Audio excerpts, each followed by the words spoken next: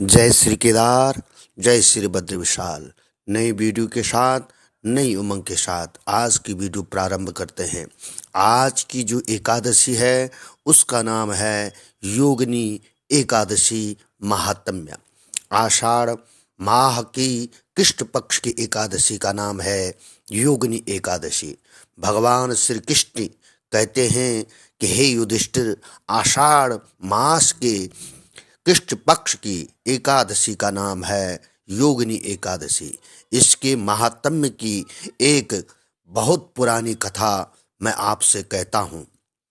अलकापुरी में शंकर जी के भगत कुबेर जी रहते थे। पूजा के लिए हेममाली पुष्प लाया करते थे। उनकी स्त्री अति सुंदर थी, उसका नाम था विशालाक्षी। हेममाली एक दिन मानसरोवर से पुष्प तोड़कर घर आया। पत्नी की छवि देखकर कामातुर हो गया। पूजा के फल भूल गए और कुबेर भंडारी रास्ता देखते रह गए और माली के घर कोक शास्त्र की क्रीड़ाएं होने लगी। यक्षपति कुबेर ने गुप्त यक्षों को भेजा और वह उसके कुकर्मों को देख के आ गए और उस महा अंधे ने उनको न देखा।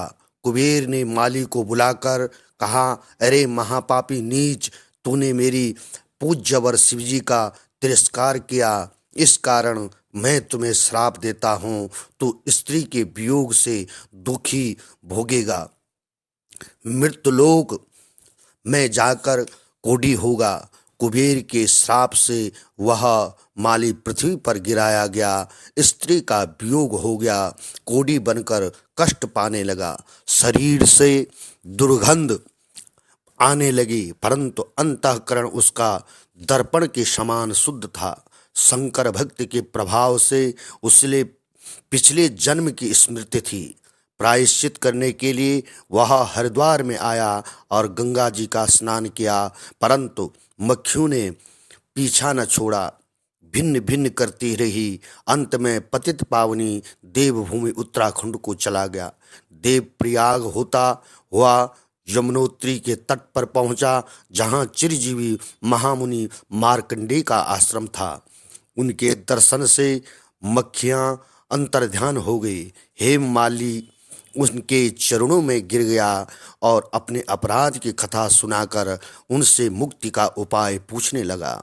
मार्कंडेय मुनि बोले, आप आषाढ़ माह की कृष्ण पक्ष की एकादशी का व्रत विधि सहित करो और समस्त पापों को वह नाश करने वाली हैं।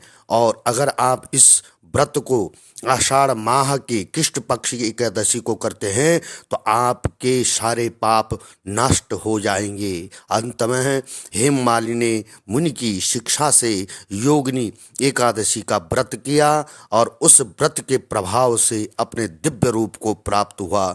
जो फल 88,000 ऋषियों को भोजन खिलाने से मिलता है, वह इस एकादशी महात्म्य को सुनने से प्राप्त होता है और इस एकादशी को सुन करके भगवान के चरणों में उसे प्रेम प्राप्त होता है। इस कथा का वर्णन ब्रह्मवर्तक पुराण में वर्णन आता है और इस दिन भगवान को मिश्री का भोग अवश्य लगाना चाहिए और दूध से बने हुए तरल पदार्थ इत्यादि का भोग अवश्य लगाना चाहिए।